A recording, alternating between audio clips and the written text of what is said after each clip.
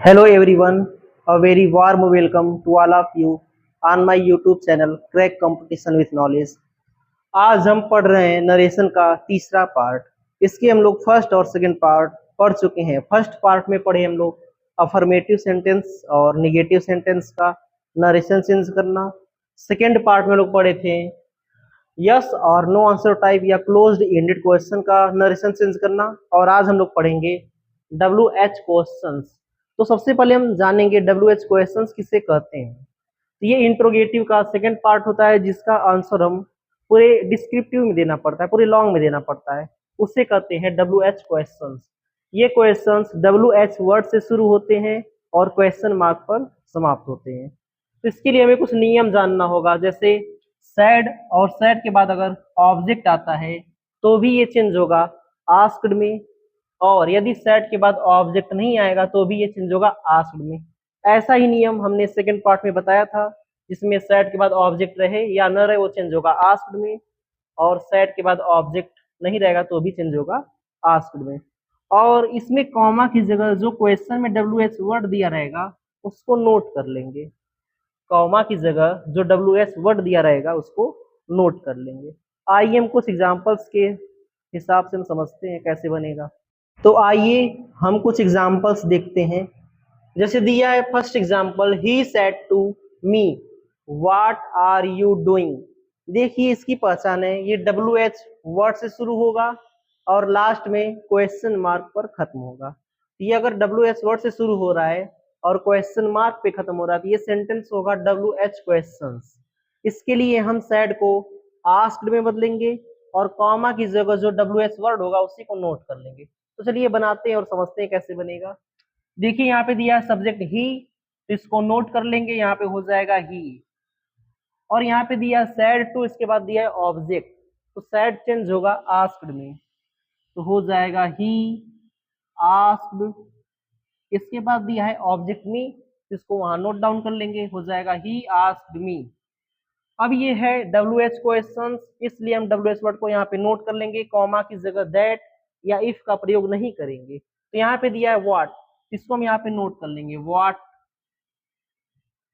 और यहाँ पे ऑब्जेक्ट है you, according to object change होगा। यहाँ पे दिया है मी, तो यू चेंज होगा मी के अकॉर्डिंग आई में। और आर चेंज होगा वाज मी, तो बन जाएगा व्हाट आई वाज। और वर्ब है डूइंग, तो यहाँ पे नोट हो जाएगा डूइंग।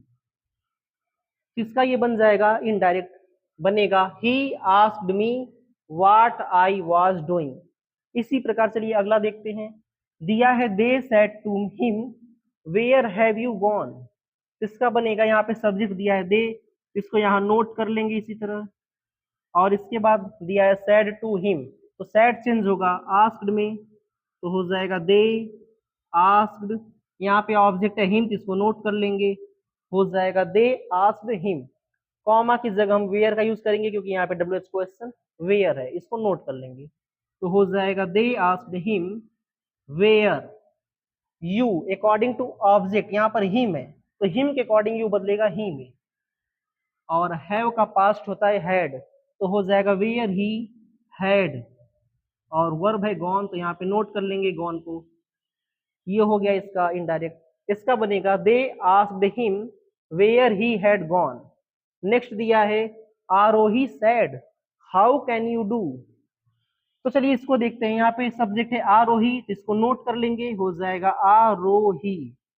अब देखिए यहाँ पे सैड के बाद ऑब्जेक्ट नहीं दिया है, फिर भी हम लगाएंगे यहाँ पर आस्क्ड, तो हो जाएगा आरोही आस्क्ड। कॉमा की जगह हम प्रयोग करेंगे क्वेश्चन वर्ड का, यहाँ पे क्वेश्चन वर्ड है हाउ, इसको नोट कर लेंगे हाउ।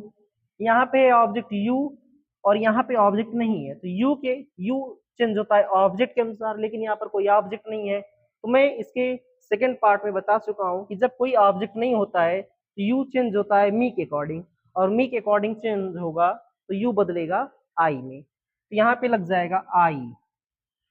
और कैन एक मॉडल वर्ब है, ये चेंज होगा कुड में। और इसके बाद डू दिया है, डू को नोट कर लेंगे, तो इसका बन जाएगा Arohi asked how I could do. इसका हो जाएगा इनडायरेक्ट। देखिए यहाँ पे हाउ था तो हाउ को नोट कर लेंगे, यहाँ पे यू था, यू जो है सेकंड पर्सनल प्रोनाउन, ये चेंज होता है अकॉर्डिंग टू ऑब्जेक्ट बस। लेकिन यहाँ पर कोई भी ऑब्जेक्ट नहीं है, तो यू को हम हमेशा चेंज करेंगे आई में, जब यहाँ पर कोई ऑब्जेक्ट नहीं होगा। तो हो गया आई। कैन चेंज होता है कुड में, इसके बाद लगेगा डू। ये जितने भी मॉडल वर्ब हैं जिस में चेंज होते हैं नरेशन में, उसका हम वीडियो लिंक में डाल देंगे, आप लोग देख सकते हैं। तो चलिए, यहाँ तक आपको समझ में आ गया होगा। आगे कुछ और एग्जांपल्स देखते हैं। तो आइए कुछ और एग्जांपल्स हम देखते हैं। जैसे दिया यहाँ पर Tanu said, where is he living, इसका क्या बनेगा? इसका बनेगा तनु दिया है सब्जेक्ट, इसको नोट कर लेंगे, हो गया तनु। और सैड है, यहाँ पर सैड चेंज होगा आस्क्ड में, तो हो जाएगा तनु आस्क्ड।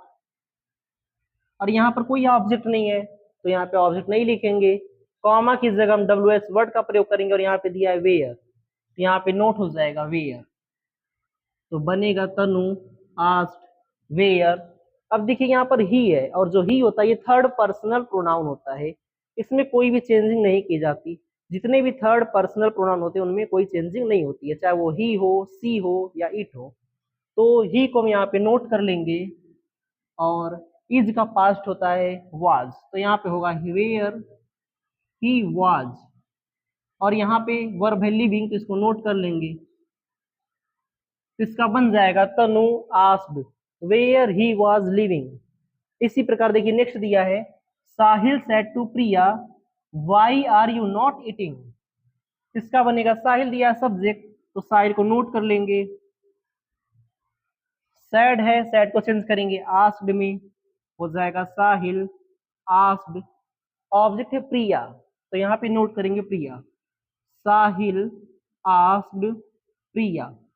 कॉमा की जगह प्रयोग करेंगे वाई का, क्योंकि डब्ल्यू एस वर्ड है, तो इसको नोट करेंगे वाई।